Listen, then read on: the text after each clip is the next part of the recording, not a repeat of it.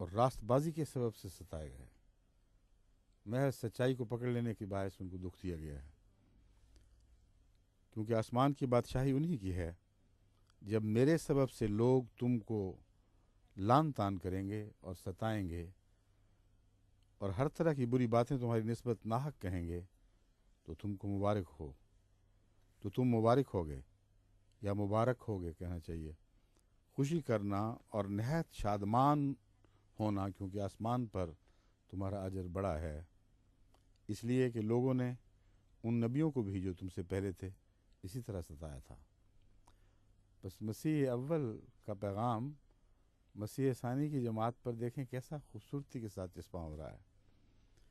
تم زمین کے نمک ہو، لیکن اگر نمک کا مزہ جاتا رہے تو وہ کس چیز سے نمکین کیا جائے گا؟ زمین کے نمک ہو یعنی تمہارے اندر تقویٰ ہے، اللہ کے پیار، اس کی محبت کے نتیجے میں تم زمین کے لیے ایک نمک کا کام دے رہے ہو، تم ہی سے زندگی کی لذت ہے۔ اگر نمک کا مزہ جاتا رہا پھر اسے کون سا نمک نمکین کرے گا؟ بس یہ بہت ہی اہم پیغام ہے جماعت کے لیے، اپنے تقویٰ کی حفاظت کریں کیونکہ وہی زندگی کا نمک ہے۔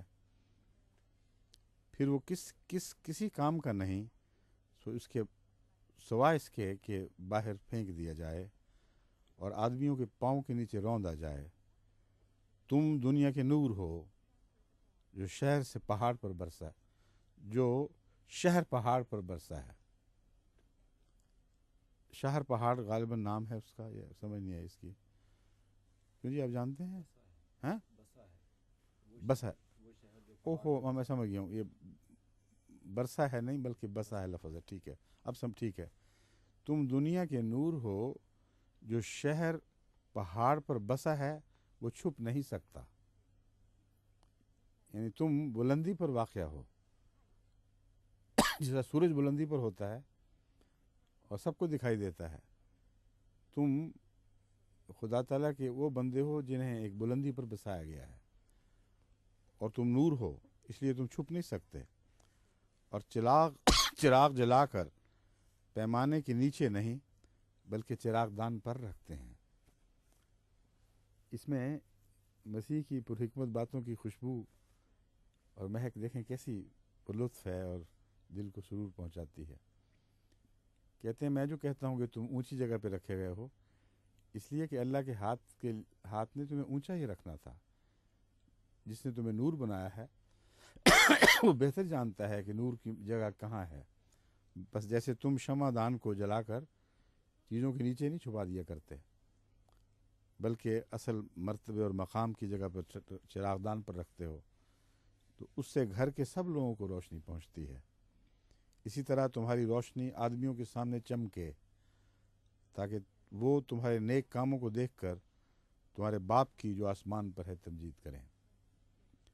صرف محاورہ بدلا ہے باپ اور بیٹے کا، جو حضرت اقدس محمد مصطفیٰ صلی اللہ علیہ وآلہ وسلم نے تبدیل فرما دیا ہے، مگر جہاں تک محبت اور تعلق کے رشتوں کا معاملہ ہے، وہاں یہی محاورہ قرآن کریم نے بھی استعمال کیا ہے کہ تم اس طرح پہچانتے ہو اس نور کو، یعنی محمد رسول اللہ کو، جیسے باپ بیٹوں کو پہچانتے ہیں۔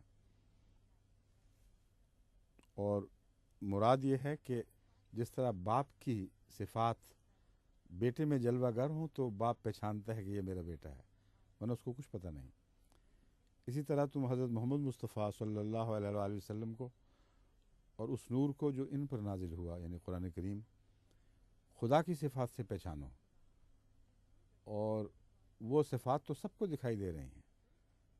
سب باپ کی مہر لگ جاتی ہے بیٹے کی صفات پر، اس کے خد و خال پر، اس طرح محمد مصطفیٰ صلی اللہ علیہ وآلہ وسلم پر اور قرآن پر اللہ کی چھاپ ہے، اللہ کی مہر ہے۔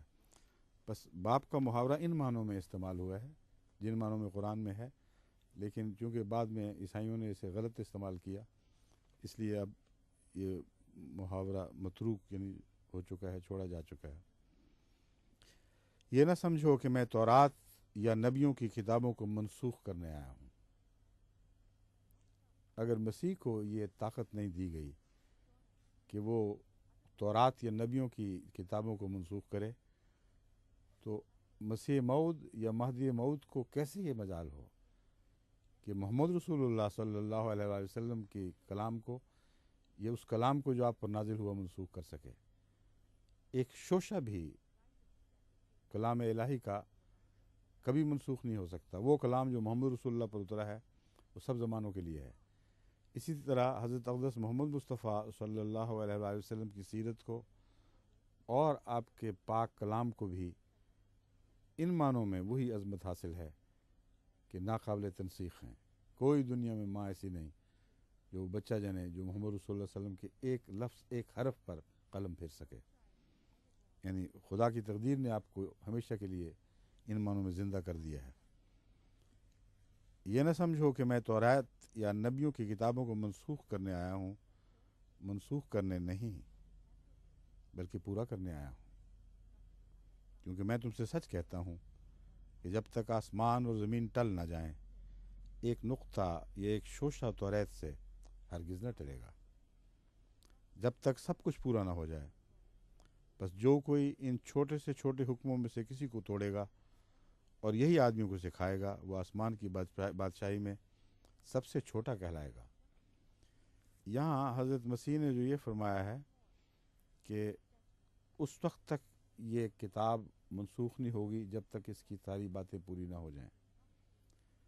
اس سے مراد حضرت اقدس محمد مصطفیٰ صلی اللہ علیہ وآلہ وسلم کا ظہور ہے کہ جب آپ تشریف لے آئیں گے تو جیسا کہ خود انجیل میں پیشگوئی ہے کہ آن حضرت صلی اللہ علیہ وآلہ وسلم کا آنا ایسا ہی ہوگا جیسے خدا کا آنا ہو. اس کے بعد جو پچھلی باتیں ہیں وہ سب قصہ پارینہ بن جائیں گی. ان کے لیے سند ہوں گی جو ان پر ایمان رکھتے ہیں مگر دنیا کے لیے ان کی حیثیت ایک سابقہ قصوں کو تو نہیں کہہ سکتے لیکن ایک گزری ہوئی حسین داستان کسی بن جائے گی جس کا وقت ختم ہو چکا ہو. بس یہ مراد ہے کہ اس وقت تک جب تک توریت کے احکام پورے نہ ہو جائیں اس وقت تک کچھ نہیں ٹلے گا. بس میں سمجھتا ہوں کہ حضرت اقدس محمد رسول اللہ صلی اللہ علیہ وآلہ وسلم کے آنے سے توریت کے وہ تمام احکام پورے ہو گئے جس کے ذریعے بادشاہی حضرت اقدس محمد رسول اللہ کے ہاتھوں میں تھما دی جانی تھی اور پھر خدا کی بادشاہت آپ کے سپرد ہونی تھی.